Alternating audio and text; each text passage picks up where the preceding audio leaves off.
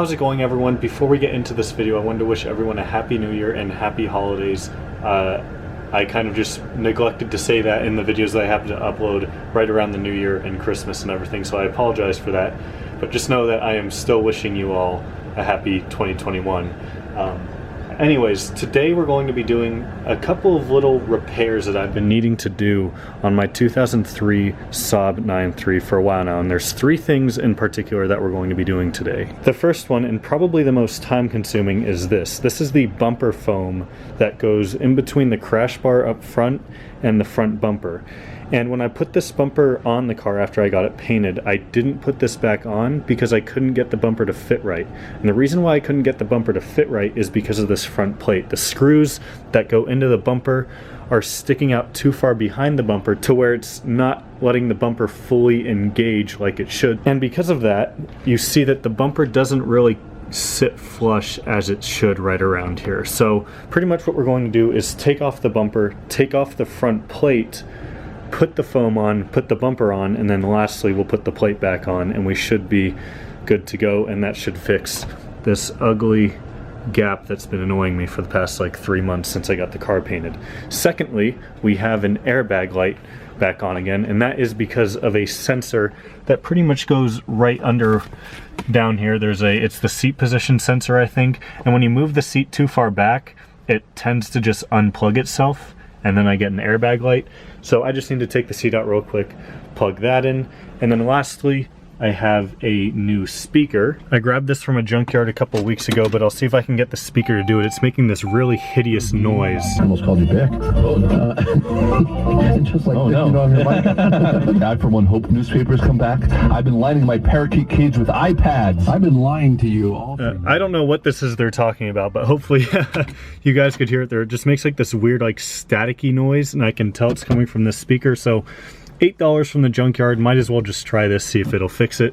So that shouldn't be too bad to replace, but yeah, that's what we're doing today. I figure I'll start with the bumper since that's probably going to be the most time consuming. So without further ado, let's go ahead and get the car up on some wood planks and remove the bumper.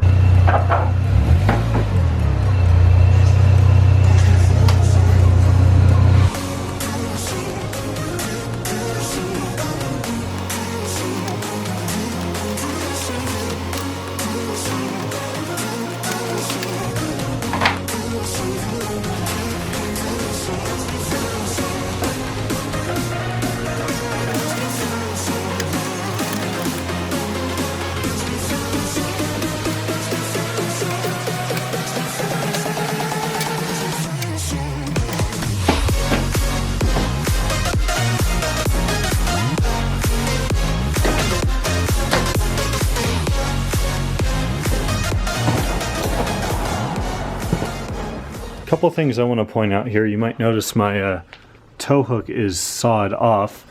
I had this car towed probably about 2 years ago, and when the tow truck driver put this in there, he cross-threaded it or something. We tried literally everything to get this thing out, and we couldn't get it out, so we eventually just sawed it off, and now the nub is just in here. So fun fact. But you can see the bumper foam, which usually sits right in here, is not there, and you can see that the plate screws stick back pretty far. So the next step is to remove this plate, put the bumper foam on, put the bumper back on, and then put the plate back on.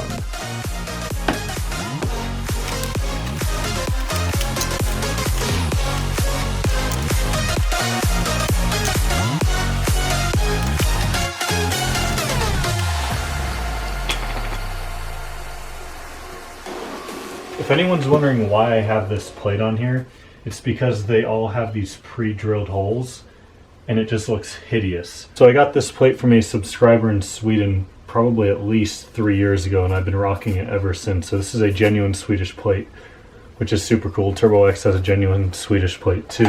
Can't really move the bumper too much because of the wiring harness that's attached and the washer lines, but this should be plenty for what I need.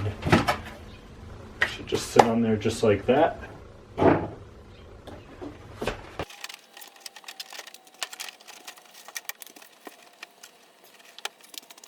It looks so naked without it. I haven't even put a single bolt back in yet, and you can already see how much better the bumper fits right here. It's not sticking out like a centimeter or so over here. It's just sitting completely flush now. So that just looks so much better. So time to put all these bolts back in and we'll be ready to move on to the airbag light.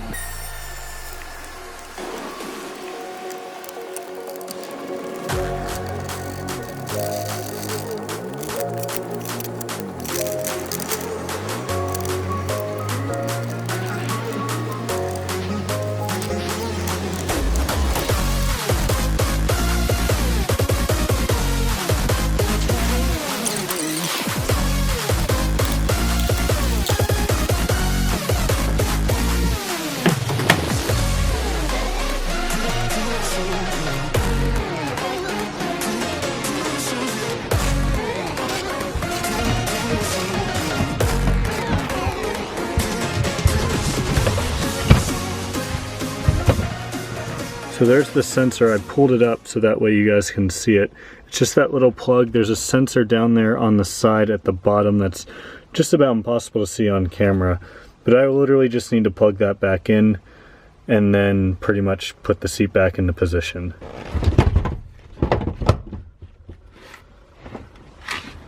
Got a new tool that should make all this stuff more easier in videos. Power ratchet.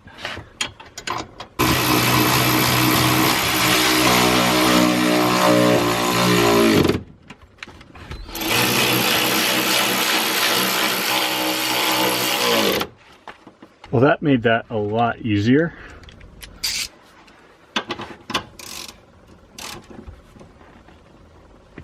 Can't really sit down with how close this is to the seat, or to the wheel, I should say.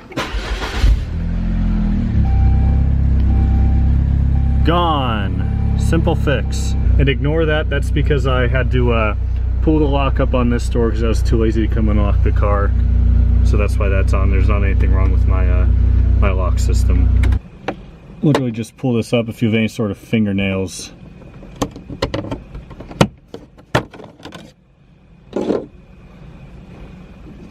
So the way this speaker attaches was a little bit confusing to figure out. You see these like brass or copper tabs. Oops. There's 3 of them, you see, spaced out equally around the speaker, and you pretty much just need to stick a flathead in this space to push it in, and then it can come up out of its hole. So one of them's here, one of them's here, and the other one is probably somewhere right back here. You can see I have this one loose over here.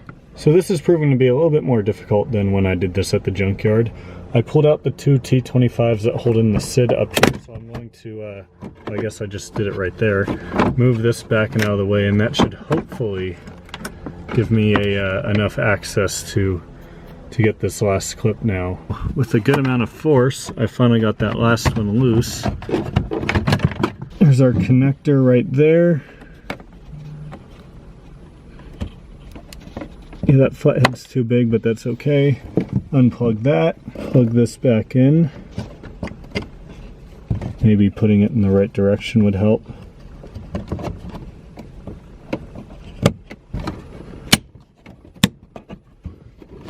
You just heard it clip into place. Now let's put our SID back in.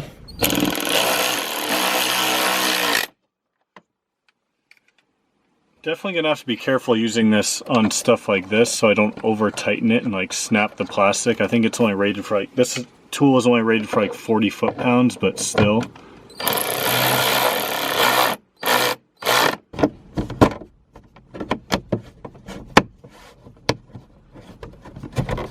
We can come on the other side of this and just do normal functions, normal things that we... Yep, that sounds 110% better. No more of that staticky noise. I'm not sure if it came up on video when I recorded it earlier, but I'm sure if you've dealt with it before, you know exactly what I'm talking about. So super happy. 3 for 3 on fixes on this car today. I hope you guys enjoyed this video. If you want to see more videos like this in the future where I'm just doing little random repairs to the car like this, let me know. If you aren't subscribed, make sure to subscribe already and like this video. I'll see you all next time.